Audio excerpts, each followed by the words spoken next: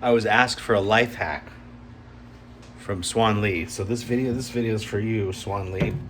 If you're ever using a Vitamix here and you want to get it clean, you could put it through the dishwasher, sure. But here's what you can also do. So you can go take here, you just need regular, I'm using Trader Joe's dishwasher soap, but any soap will work. What you do is you just need a little bit, just get a little lid in there.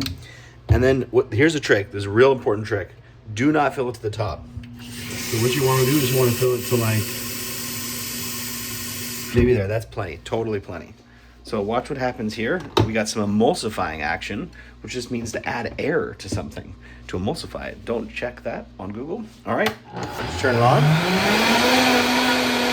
See, notice, does not spill up. I filled the perfect amount. This is a dishwasher, it's a to-go dishwasher. So you see all that frothy action? You gotta make sure it doesn't escape the here. Perfect fill, one-time perfect fill. Rewatch the video to find the perfect fill line. Turn it off. You can see here, and if you really enjoy dishwash soap milkshakes, you can see. Look at how beautiful that is. Pours right down the drain, and actually, side benefit, you can just pour it over things. You want the top of your thing clean? Just pour it over right here.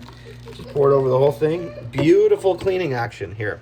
Now you got a problem still. This thing's all soapy, but we gotta clean off the top of our, because we just washed it, so extra benefit, you can clean while you clean. It's double clean. So now what you do, you kind of you've got to wash it a little bit, because this is like the wash cycle, but remember, it's much faster.